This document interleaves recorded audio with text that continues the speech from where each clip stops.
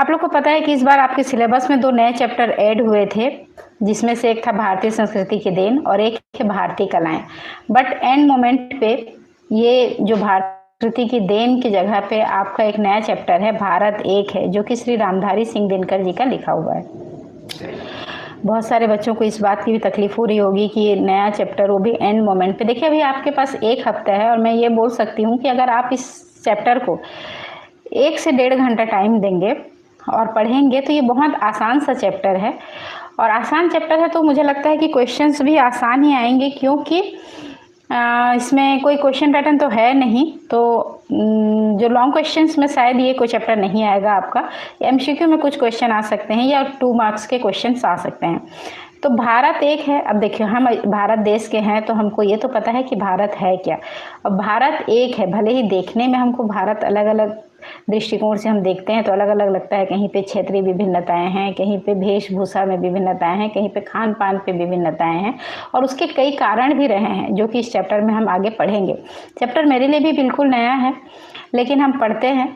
और आज आप लोग का काम यही रहेगा कि इस क्लास के बाद आप इस चैप्टर को सर्च कीजिए और इस चैप्टर को एक बार रीड कीजिए। हम कोशिश करेंगे इसका PDF शेयर करने का। आप लोग एक बार रीड कर लीजिए और कल जब हम लाइव क्लासेस में आएंगे सुबह के 11 बजे, तब आप लोग इससे रिलेटेड जो भी आपका डाउट है या जो भी आपके क्या बोलना चाहिए इस चैप्टर में समझ नहीं आया हो तो आप उस समय पूछ सकते हैं। अदरवाइज आप इनबॉक्स पे मैसेज करके भी आप ये पूछ सकते हैं। और हम पढ़ेंगे आज आपका चैप्टर भारत एक है। अच्छा, एंड मोमेंट पे नए चैप्टर से आप लोग को बिल्कुल परेशान होने की आवश्यकता नहीं है, क्योंकि भारतीय संस्कृति की देन जो था आप लोगों ने पढ़ा जरूर हुआ है, लेकिन उसमें काफ़ी कन्फ्यूजन था। लेकिन भारत एक है चैप्टर बहुत आसान सा चैप्टर है। जैसे भारतीय कलाओं में भी ज़्यादा हमारा कन्फ्यूजन नहीं था। मैंने उसका वीडियो अपलोड ऑलरेडी किया हुआ है, आप लोग उसको देख सकते हैं। तो उसमें ज़्यादा कन्फ्यूजन नहीं था, लेकिन भारतीय संस्कृति की देन जो कि हजारी प्रसाद द्विवेदी जी का लिखा हुआ था उसमें आपका कन्फ्यूजन था। पर इसमें जो है भारत एक है, अगर आप इसको 1 से 1.5 घंटा इस चैप्टर को अच्छे से रीडिंग करेंगे ना तो आपका कोई कन्फ्यूजन नहीं रहेगा। देखो चैप्टर में क्या कहा गया है कि अक्सर कहा जाता है कि भारतवर्ष की एकता उसकी विविधताओं में छिपी हुई है, और यह बात जरा भी गलत नहीं है, क्योंकि अपने देश की एकता जितनी प्रकट है उतनी विविधताएं भी उतनी ही प्रत्यक्ष हैं। मतलब भारत देश में एकता तो है, साथ ही विविधता भी है। हम भारत के ही अलग अलग प्रांत में अगर हम चले जाएं तो हमको अनेक तरह की विविधताएं देखने को मिलती हैं, परंतु इतनी विविधताओं के बाद भी संपूर्ण मनुष्य जाति का जो एक सामान्य संस्कृति है वो उसमें हमको हमारी एकता भी देखने को मिलती है। भारतवर्ष के नक्शे को ध्यान से देखने से साफ दिखाई देता है कि इस देश के 3 भाग प्राकृतिक दृष्टि से बिल्कुल स्पष्ट हैं। सबसे पहले तो भारत का उत्तरी भाग है जो लगभग हिमालय के दक्षिण से लेकर विंध्याचल के उत्तर तक फैला हुआ है। मतलब भारत जो है दक्षिण से लेके उत्तर तक जो फैला हुआ है, कहाँ से कहाँ तक फैला हुआ है, भारत के हिमालय से लेकर उत्तर के हिमालय से लेकर दक्षिण के विंध्याचल तक। उसके बाद विंध्य से लेकर कृष्णा नदी के उत्तर तक का वह भाग है जिसे हम दक्षिणी प्लेटो कहते हैं। इस प्लेटो के दक्षिण कृष्णा नदी से लेकर कुमारी अंतरिप तक का जो भाग है वह प्रायद्वीप जैसा है। अचरज की बात यह है कि प्रकृति ने भारत के जो 3 खंड किए हैं वे ही खंड भारतवर्ष के इतिहास के भी 3 क्रीड़ा स्थल रहे हैं। मतलब ये जो 3 खंड हैं उनका एक ऐतिहासिक दृष्टिकोण से हम देखें तो ये हमारे इतिहास के 3 क्रीड़ा स्थल भी रहे हैं। तो अब जो ये अलग अलग जगह हैं इनकी जो संस्कृतियां हैं उसके बारे में हम पढ़ेंगे। पुराने समय में उत्तर भारत में जो राज्य कायम किए गए उनमें से अधिकतर विंध्य की उत्तरी सीमा तक ही फैलकर रह गए। ठीक है, विंध्य को लांघकर उत्तर भारत से दक्षिण भारत के मिलाने की कोशिश तो बहुत की गई, परंतु इस काम में कामयाबी किसी किसी को ही मिली। विंध्य को लांघकर उत्तर भारत से दक्षिण भारत को मिलाने की कोशिश तो की गई है, परंतु आज आप भी देखेंगे कि उत्तर भारत का जो क्या बोलना चाहिए रहन सहन है, खान पान है, वो दक्षिण भारत से बहुत ज़्यादा अलग है। परंतु पूरी तरह से अलग है हम ये नहीं कहेंगे। कहते हैं कि पहले अगस्त ऋषि ने विंध्याचल को पार करके दक्षिण के लोगों को अपना संदेश सुनाया था। फिर भगवान श्री रामचंद्र जी ने लंका पर चढ़ाई करने के सिलसिले में विंध्याचल को पार किया। महाभारत के ज़माने में उत्तरी और दक्षिणी भारत के अंश एक राज्य के अधीन थे या नहीं इसका कोई पक्का सबूत नहीं है। मतलब इतिहास में हमने पढ़ा जरूर है महाभारत के ज़माने के बारे में, परंतु इसका कोई पक्का सबूत हमें नहीं मिलता। लेकिन रामचंद्र जी ने उत्तरी और दक्षिणी भारत के बीच जो एकता स्थापित की वह महाभारत काल में भी कायम थी। क्या किया था रामचंद्र जी ने? रामचंद्र जी यहाँ से उत्तर से लेकर वो सीधे दक्षिण भारत तक की उन्होंने यात्रा की, लंका तक की उन्होंने यात्रा की। तो वो एकता आज भी देखने को मिलता है, वह महाभारत काल में भी कायम थी और दोनों भागों के लोग आपस में मिलते जुलते रहते थे। महाराज युधिष्ठिर के राष्ट्रीय यज्ञ के दक्षिण के राजे भी आए थे और कुरुक्षेत्र के मैदान में जो महायुद्ध हुआ था उसमें भी दक्षिण के वीरों ने हिस्सा लिया था। तो हम ये जान सकते हैं कि रामायण महाभारत के काल में भी दक्षिण के जो राजा महाराजा थे वो सारी चीज़ों में पार्टिसिपेट करते थे, मतलब हिस्सा लेते थे, भाग लेते थे।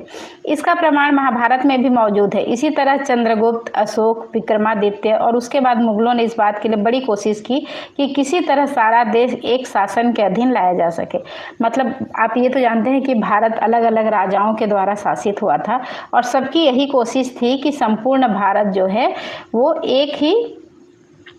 एक हो जाए या फिर सारा देश को एक शासन के अधीन लाया जा सके, और उन्हें इस कार्य में सफलता भी मिली।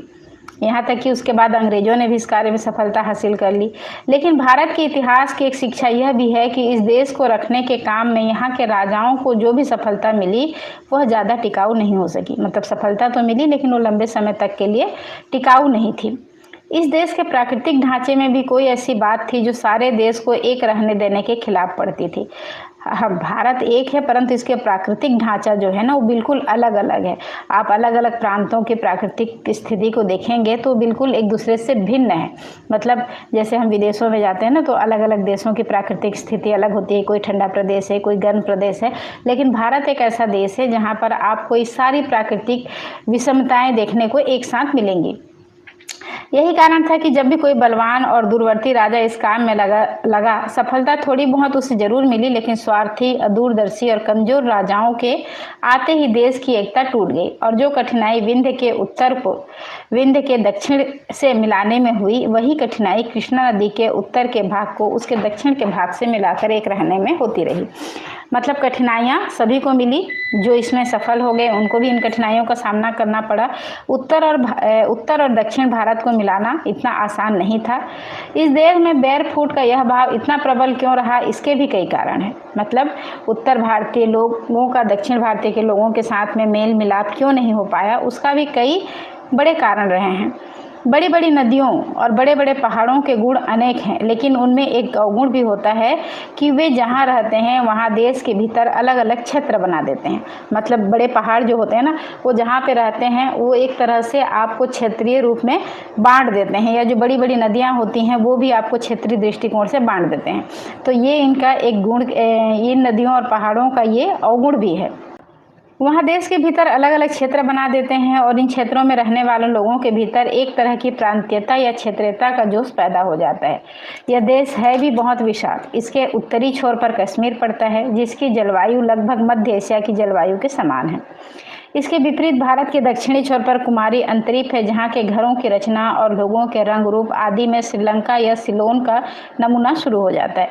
मतलब भारत में ही कश्मीर के लोग देखने में कुछ और लगते हैं और आप दक्षिण में चले जाएं तो वहाँ के लोगों का रहन सहन, उनके घर, उनके रंग रूप सब कुछ अलग आपको दिखेगा।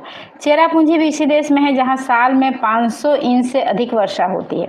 मतलब भारत में चेरापूंजी भी एक ऐसी जगह है जहाँ पर बहुत अधिक वर्षा होती है। तो वहीं पर थार भी भारत का ही एक हिस्सा है। भारत की ही मरुभूमि है जहाँ वर्षा होती ही नहीं है अथवा नाम मात्र की होती है। मतलब भारत में जहाँ चेरापूंजी जैसी जगह है वैसे वहाँ थार जैसा मरुस्थल भी है। तो यही तो भारत की विभिन्नताएं हैं, पर इन विभिन्नताओं के बावजूद भारत एक है। वो कैसे, ये हम इस चैप्टर में पढ़ेंगे। जलवायु और क्षेत्रीय सुविधा के अनुसार ही लोगों के पहनावे, ओढ़ावे और खान पान में भी भेद हो जाता है। देखिए, जहाँ जलवायु में भेदभाव होता है तो वहीं पर लोगों के पहनावे, ओढ़ावे, खान पान में भी भेद हो जाता है। जो भेद भारत में बहुत ही प्रत्यक्ष है। असल में इन देशों को मिटाकर अगर हम कोई एक राष्ट्रीय ढंग चलाना चाहें तो उससे अनेक लोगों को बहुत ज़्यादा तकलीफ हो जाएगी।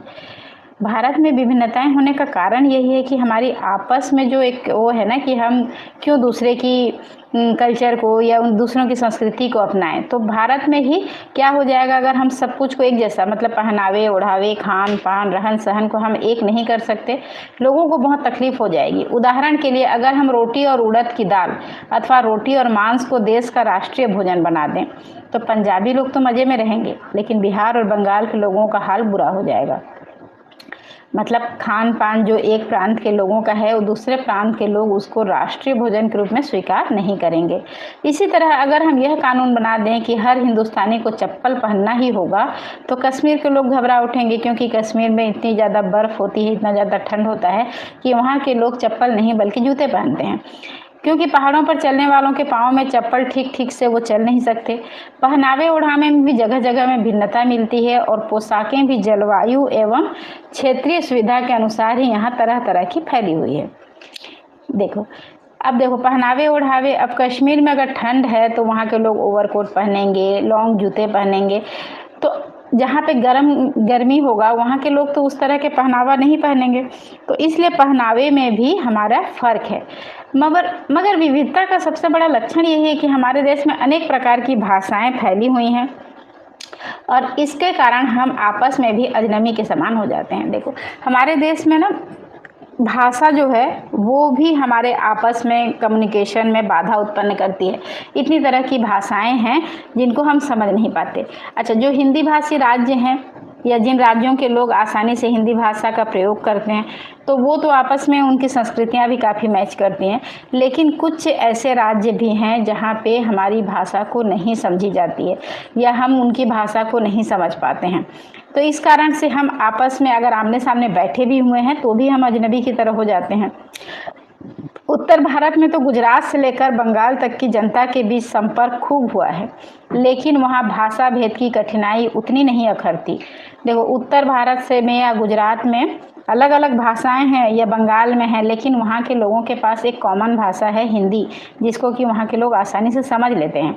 तो इसलिए उनके बीच में संपर्क में भी सुविधा होती है, इसलिए वहाँ भाषा भेद की कठिनाई उतनी नहीं अखरती। लेकिन अगर कोई उत्तर भारतवासी दक्षिण चला जाए अथवा कोई दक्षिण भारतीय उत्तर चला आए और वह अपनी मातृभाषा के सिवाय अन्य कोई भाषा नहीं जानता हो तो सचमुच बहुत मुश्किल में पड़ जाएगा। अगर हम दक्षिण में चले जाएं और हमें उनकी भाषा ना आती हो तो हमको बहुत सारा असुविधाओं का या प्रॉब्लम्स फेस करने पड़ेंगे। तो वैसे ही उत्तर भारत के लोग अगर दक्षिण में चले जाएं या दक्षिण भारत के लोग उत्तर में चले जाएं, अगर उन्हें हिंदी या इंग्लिश बोलने में आसानी नहीं हो रही है तो हमें क्या होगा, बहुत सारी मुश्किलों का सामना करना पड़ेगा। भाषा भेद की यह समस्या हमारी राष्ट्रीय एकता की सबसे बड़ी बाधा है। मतलब भारत एक है और भारत में एक राष्ट्रीय एकता स्थापित करने के लिए ये एक सबसे बड़ी बाधा है कि हमारी भाषा जो है वो आपस में नहीं मिलती। अगर हमारे सामने कोई व्यक्ति बैठा हुआ है और हमें उसकी भाषा नहीं आती है तो हम उसके साथ में बातचीत नहीं कर सकते और हम अजनबी की तरह रहेंगे, ना हम उसे जान सकते हैं ना वो हमें जान सकता है। तो ये हमारी राष्ट्रीय एकता के लिए एक बहुत बड़ी बाधा है। राष्ट्रीय एकता में पहले यह बाधा थी कि पहाड़ों और नदियों को लांघना आसान नहीं था, मगर अब साइंस में इतनी खोज हो गई है ना कि पहाड़ों और नदियों को लांघना बहुत आसान है।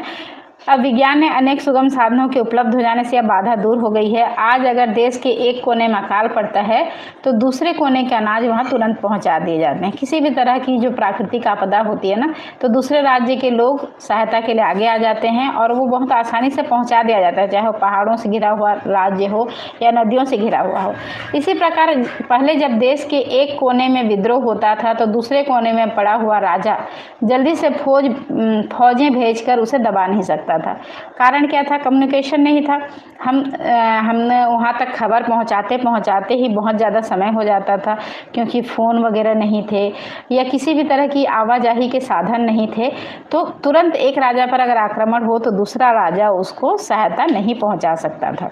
लेकिन आज ऐसा नहीं है। आज हम आपस में एक दूसरे से जुड़े हुए हैं और हम बहुत जल्दी एक दूसरे की सहायता कर सकते हैं। विद्रोह की सफलता में देश की एकता टूट जाती थी, लेकिन आज तो देश के चाहे जिस कोने में भी विद्रोह, हम दिल्ली से फौज भेजकर उसे तुरंत दबा सकते हैं। मतलब कुछ ही मिनटों या कुछ ही घंटों में हम अपनी फौजें भेजकर वहाँ जो भी विद्रोह है उसको हम बंद कर सकते हैं। तो ये सुविधा तो है। मतलब अब नदियों और पहाड़ों को लांघना कोई बहुत बड़ी बात नहीं है, लेकिन हाँ, भाषाई तौर पर अभी भी थोड़ी सी दिक्कतों का सामना हमको करना पड़ता है। प्राकृतिक बाधाएं अब खत्म हो गई हैं और यही कारण है कि आज हमारी एकता इतनी विशाल हो गई है जितनी विशाल वह रामायण, महाभारत, मौर्य और मुगल जमानों में कभी नहीं हुई थी। मतलब ये जो एकता है वो एक प्रकार से सोच लो कि साइंस के कारण से हुआ है। रामायण काल में, महाभारत काल में, मौर्य या मुगल के ज़माने में यह नहीं हो पाई थी। अब जो भी क्षेत्रीय जोश या प्रांतीय मोह बाकी है वह धीरे धीरे कम हो जाएगा। जितना ज़्यादा हमारा कम्युनिकेशन बढ़ते जाएगा उतने ज़्यादा ही हमारा जो प्रांतीय मोह है वो कम हो जाएगा। आज आप देखना कि भारत के एक राज्य के लोग, एक प्रांत के लोग दूसरे प्रांत में बड़ी आसानी से जा सकते हैं, आ सकते हैं और वहाँ सदा के लिए बस भी सकते हैं, क्योंकि इस जोश को पालने वाली प्राकृतिक बाधाएं अब शेष नहीं है। मगर भाषा भेद की समस्या जरा कठिन है और उसका हल तभी निकलेगा जब हिंदी भाषी क्षेत्र में अहिंदी भाषाओं तथा अहिंदी भाषी क्षेत्रों में हिंदी भाषा का अच्छा प्रचार हो जाए। हिंदी भाषा ही एकमात्र वो माध्यम है जो भारत को एकता के सूत्र में पिरो सकता है। मतलब जिन राज्यों में हिंदी बोली जाती है वो, जिन राज्यों में हिंदी नहीं बोली जाती है उन राज्यों में भी हिंदी का प्रचार प्रसार किया जाए, और जहाँ पर हिंदी का प्रचार प्रसार ऑलरेडी है पहले से, तो वहाँ पर भी हिंदी भाषा के साथ में एक मतलब लोगों को इसके बारे में बताया जाए। तो सौभाग्य की बात यह है कि इस दिशा में काम शुरू हो गया है। अच्छी बात क्या है कि अब हिंदी भाषा को इतना आगे बढ़ाया जा रहा है या दूसरों लोगों को उसको पढ़ाया जा रहा है, बताया जा रहा है इसके महत्व को, कि थोड़ा सा हमारा जो भाषाई विभिन्नता है वो धीरे धीरे कम हो रही है और वो दिन दूर नहीं है जब पूरी तरह से खत्म हो जाएगी और कुछ समय बीतते बीतते हम इस बाधा पर विजय प्राप्त करेंगे। कोई भी बाधा ऐसा नहीं होता जिसको कि हम एक दिन या कुछ ही घंटों में समाप्त कर दें। समय लगेगा, लेकिन समय के साथ में जिस तरह से हिंदी भाषा को आज आपके सिलेबस में शामिल कर दिया गया है, अलग अलग राज्यों के लोगों के लिए भी पढ़ने के लिए उनको मतलब उनके सिलेबस में ही ये है तो वो पढ़ रहे हैं, तो धीरे धीरे क्या हो जाएगा कि भाषा की जो विविधता है, जो भिन्नता है, जो बाधाएं हैं वो धीरे धीरे खत्म हो जाएंगी। पहले के लोग जो नहीं पढ़े थे वो अभी और नहीं पढ़ पाएंगे, लेकिन आने वाली जो पीढ़ियां हैं उनको इस समस्या का सामना करना नहीं पड़ेगा। यह तो हुई भारत की विविधता की कहानी। देखो ये चैप्टर ऐसा है ना बेटा कि इसको सिर्फ आपको एक बार रीडिंग करना है, लाइन बाय लाइन आपको रीडिंग करना है, आपको समझ में आ जाएगा कि कितनी विभिन्नताएं भारत में हैं और उसके बाद भी भारत किस तरह से एक है। यह तो हुई कि भारत की विविधता की कहानी। अब जरा यह देखने की कोशिश करनी चाहिए कि इस विविधता के भीतर हमारी एकता कहाँ छिपी हुई है। अब तक दिनकर जी ने क्या कहा, भारत में विभिन्नताएं हैं। क्या विभिन्नताएं बताया? भाषाई विभिन्नता है, सीमाओं का विभिन्नता है, क्षेत्रीयता का विभिन्नता है, रहन सहन का विभिन्नता है, खान पान का विभिन्नता है, लेकिन उसके बाद भी भारत एक है। इस विविधता के भीतर भी हमारी एकता कहाँ छिपी हुई है। सबसे विचित्र बात तो यह है कि हम अनेक भाषाएं बोलते हैं, जिनमें 14 भाषाएं तो ऐसी हैं जिन्हें भारत सरकार ने स्वीकृति दे रखी है, और ये भाषाएं हैं हिंदी, उर्दू, बंगला, मराठी, गुजराती, तमिल, तेलुगु, मलयालम, कन्नड़, उड़िया, असमी, पंजाबी, कश्मीरी और संस्कृत। किंतु भिन्न भिन्न भाषाओं के भीतर बहने वाली हमारी भावनाएं एक हैं। भाषा भले ही एक हो, लेकिन जब हम भारतीय हैं ना, तो हमारी जो सेंटिमेंट है या जो हमारी भावनाएं हैं, जो हमारी फीलिंग्स हैं, वो तो कहीं ना कहीं एक ही हैं। अलग अलग भाषाओं में लिखे गए जो ग्रंथ हैं, उन ग्रंथों का बेस भी वही एक ही है। भले ही भाषा अलग है, लेकिन उनका साहित्य अलग नहीं है, साहित्य एक ही है।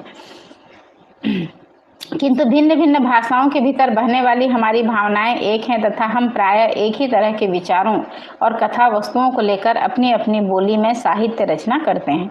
रामायण और महाभारत को लेकर भारत की प्रायः सभी भाषाओं के बीच अद्भुत एकता में देखने को मिलेगी। अच्छा, रामायण और महाभारत ऐसे ग्रंथ हैं जिनको कि भारत के प्रायः सभी राज्य के लोग पढ़ते हैं, और उनके इससे हम देख सकते हैं कि भारत के लोगों में भाषाई एकता, एक अद्भुत एकता देखने को मिलेगी। इसके अतिरिक्त संस्कृत और प्राकृत में भारत का जो साहित्य लिखा गया था, उसका प्रभाव भी सभी भाषाओं के जड़ में काम कर रहा है। विचारों की एकता जाति की सबसे बड़ी एकता होती है। एतद्वेव भारतीय जनता की एकता में असली आधार भारतीय दर्शन और साहित्य है। मतलब भारतीय एकता हमको कहाँ देखने को मिलती है? जहाँ पे भारत के भारतीय दर्शन और साहित्य है, जो अनेक भाषाओं में लिखे जाने पर भी अंत में जाकर एक ही साबित होते हैं। ये जो भारतीय दर्शन और साहित्य है ना, वो अलग अलग भाषाओं में लिखी जरूर गई हैं, लेकिन अंत में इनका जो है वो सब एक ही है। यह भी ध्यान देने की बात है कि फारसी लिपि को छोड़कर भारत की अन्य सभी लिपियों की वर्णमाला भी एक है। आप जानते हैं कि हिंदी जो देवनागरी लिपि है, जिसमें कि क ख ग घ हम लिखते हैं, तो वैसे ही बाकी भाषाओं के अक्षर भी वैसे ही हैं। हाँ, फारसी लिपि थोड़ा सा अलग है, पर हमारी जो देवनागरी लिपि है उसी लिपि पे आधारित है बाकी की सारी लिपियाँ। भारत के अन्य सभी लिपियों की वर्णमाला एक ही है, यद्यपि अलग अलग लिपियों में लिखी जाती है। जैसे हम हिंदी में क ख ग आदि अक्षर पढ़ते हैं, वैसे ही भारत के अन्य लिपियों में भी पढ़े जाते हैं, यद्यपि उनके लिखने का ढंग और है वही शब्द, बस लिखने का ढंग और तरीका थोड़ा अलग है। हमारी एकता का दूसरा प्रमाण यह है कि उत्तर या दक्षिण चाहे जहाँ भी चले जाएं, आपको जगह जगह एक ही संस्कृति के मंदिर दिखाई देंगे, एक ही तरह के आदमियों से मुलाकात होगी जो चंदन लगाते हैं।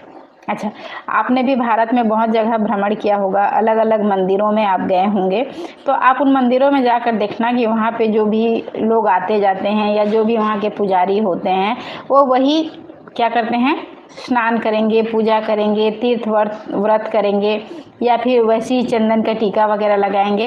तो भले ही उनकी भाषा अलग है, लेकिन पूजा करने का तरीका वही है, ईश्वर को मानने का वही है।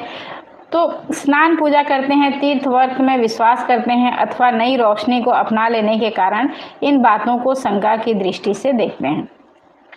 उत्तर भारत के लोगों का जो स्वभाव है जीवन को देखने की, उनकी जो दृष्टि है, वही स्वभाव और वही दृष्टि दक्षिण वालों की भी है।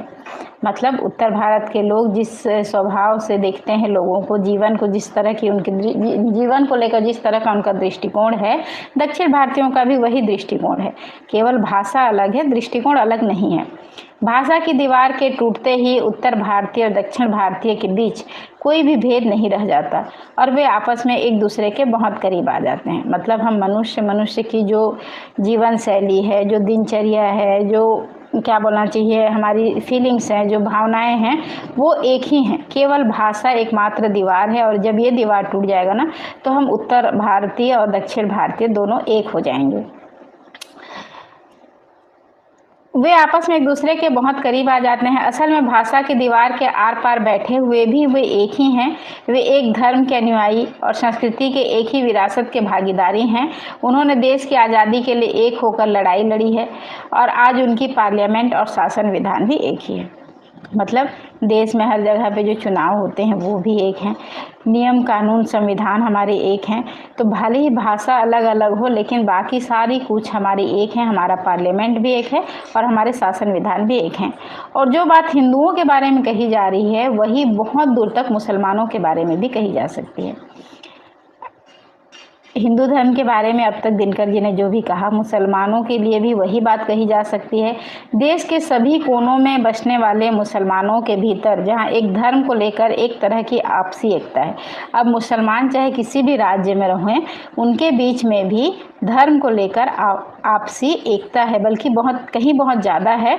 वहाँ से वे संस्कृति की दृष्टि से हिंदुओं से भी बहुत करीब हैं, क्योंकि ज़्यादा मुसलमान तो ऐसे हैं जिनके पूर्वज हिंदू थे। मतलब पहले वो हिंदू रहे थे, बाद में उन्होंने इस्लाम कबूल कर लिया, उसके बाद वो मुसलमान बन गए। तो मुसलमान बनने के बाद भी उनके जो क्या बोलना चाहिए आदतें हैं, वो तो वही है ना। तो उनके पूर्वज हिंदू थे, और जो इस्लाम धर्म में जाने के समय अपनी हिंदू आदतें अपने साथ ले गए। आदतें इतनी जल्दी छूटती नहीं हैं, तो लोग अपने साथ ले गए, और पीढ़ी दर पीढ़ी पारंपरिक रूप से वही आदतें वो अपने क्या बोलना चाहिए अपने आने वाली पीढ़ियों को भी देते गए। इसके अतिरिक्त अनेक सदियों तक हिंदू मुसलमान साथ रहते आए हैं, और इस लंबी संगति के फलस्वरूप उसके बीच संस्कृति और तहजीब की बहुत सी समान बातें पैदा हो गई हैं, जो दिनों दिन आपस में नज़दीक लाती जा रही हैं। हम कहने को अलग अलग धर्म से रहते हैं, परंतु हम लोग जब साथ रहते हैं ना, तो हमारे तौर तरीके, खाना पीना सब कुछ ऑलमोस्ट या एक प्रकार से कहें कि ज़्यादातर हमारी सारी कूचें एक जैसी हैं, हम काफ़ी एक दूसरे के नज़दीक हैं। संसार के हर एक देश पर अगर हम अलग अलग विचार करें तो हमें पता चलेगा कि प्रत्येक देश की एक निजी सांस्कृतिक विशेषता होती है, जो उस देश के प्रत्येक निवासी की चाल ढाल, बातचीत, रहन सहन, खान पान, तौर तरीका और आदतों से टपकती रहती है। चीन से आने वाला आदमी विलायत से आने वालों के बीच नहीं छिप सकता, और यद्यपि अफ्रीका के लोग भी काले ही होते हैं, मगर वे भारतवासियों के बीच नहीं खप सकते।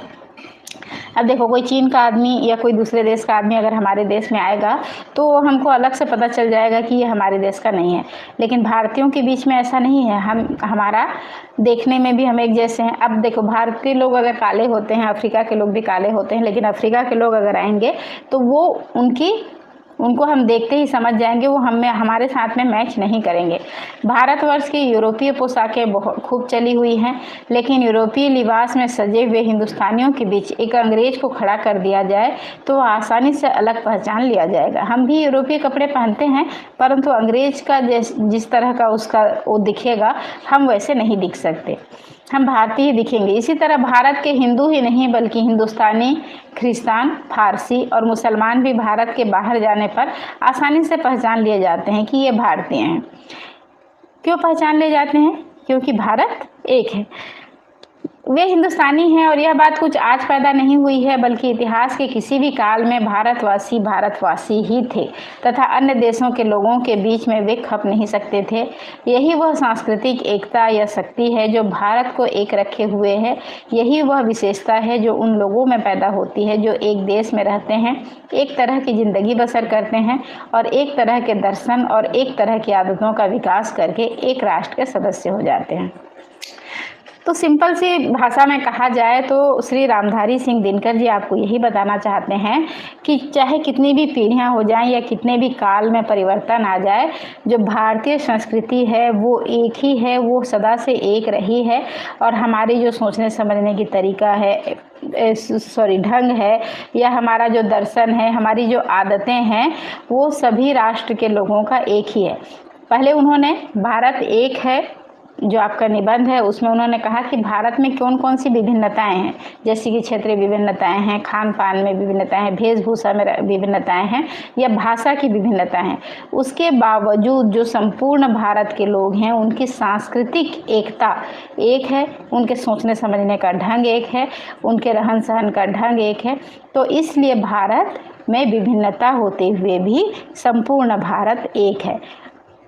अच्छा, ये चैप्टर तो हमने पूरा पढ़ लिया, लेकिन इस चैप्टर में ऐसा कुछ भी नहीं है जो आपको समझ में नहीं आए। बस आपको क्या करना है बच्चों कि आपको एक बार ये चैप्टर को रीडिंग करना है। रीडिंग करने में आपको मुश्किल से आधा घंटा लगेगा, और एक बार में समझ नहीं आए तो 2 बार रीडिंग करना है और मुश्किल से आपको 1 घंटा लगेगा। 1 घंटे में आपका ये पूरा चैप्टर आपको अच्छे से याद हो जाएगा, और इसमें से जो भी क्वेश्चन होगा आप उसमें लिख सकते हैं कि भारत में कौन कौन सी विभिन्नताएं हैं और कौन कौन सी एकता है और किस कारण से भारत एक है। बस यही दिनकर जी आपको समझाना चाहते हैं। आई होप आप लोगों को ये समझ में आ गया होगा। धन्यवाद।